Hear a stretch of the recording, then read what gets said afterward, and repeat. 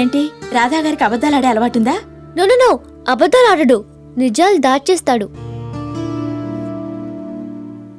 నేను వెళ్తాలే అండి, ఇప్పటికే రాధము మాడిపోయింది. ఎక్కడికెళ్తారు? ఇంకా మీరు నాకు చాలా చెప్పాలి. ఇప్పుడు మీరు నా గెస్ట్, కూర్చోండి. కూర్చో. చెప్పండి, రాధాగారికి ఇంకేం బ్యాడ్ హ్యాబిట్స్ ఉన్నాయి? నేను చెప్పను. చెబితే ఇంటికి వెళ్ళగానే నా మోచే వెనక్కి విరిచి వీప్ మీద గుద్దుతాడు. ఎందుకు వంక? చాడీలు చెప్పడానికే వచ్చింది, చెప్పు. బాగా పుస్తకాలు చదువుతాడు. అది బ్యాడ్ హ్యాబిటా?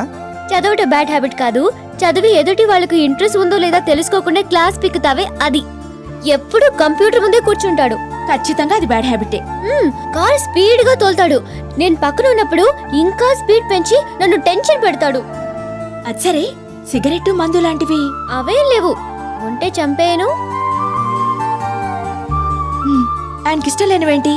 అది వద్దు, నేను చెప్తే మీరు ఫీల్ అవుతారు. పర్వాలేదు, చెప్పండి. ఆడవాళ్ళు స్లీవ్లెస్ వేస్తే ఇష్టపడడు. ఏంట మాటలు? ప్లీజ్ రాధాగారు, చెప్పనివ్వండి, నేను తెలుసుకోవాలిగా. గోళ్లు పెంచుకుంటే అస్సలు ఇష్టపడడు. ఆయనకిష్టమైనవేంటి? ఇవి మాత్రం కరెక్ట్ గా చెప్తుందండి. ఎందుకంటే నాకు ఏమేమి ఇష్టమో తెలుసుకుని దానికి ఆపోజిట్ గా చేయడం తనకు అలవాటు. చెప్పు. Excuse me. చెప్పండి. క్రీమ్ కలర్ డ్రెస్ అంటే చాలా ఇష్టం. అందరితో కలిసి ఉండడం అంటే రాధకి చాలా ఇష్టం. ఈ వయసులో కూడా వాళ్ళ అమ్మ ఒడిలో పడుకోవడం అంటే మరింత ఇష్టం. అన్నింటికంటే నన్ను ఏడిపించడం చాలా చాలా ఇష్టం. ఇంతకీ రాధాగారు మంచివారా చెడ్డవారా? You are lucky. ఎంతసేపమ్మా?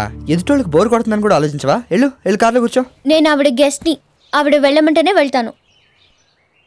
మీరు వెళ్ళొచ్చు.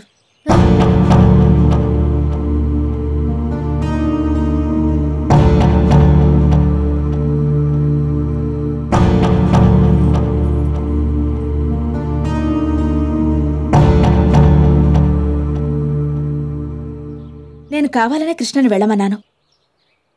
మీరేమంటున్నారో నాకు అర్థం కావట్లేదు. నాకు అర్థమైంది. She's in love with you.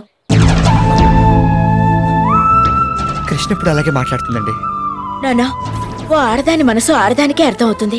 Trust me, she's really in love with you.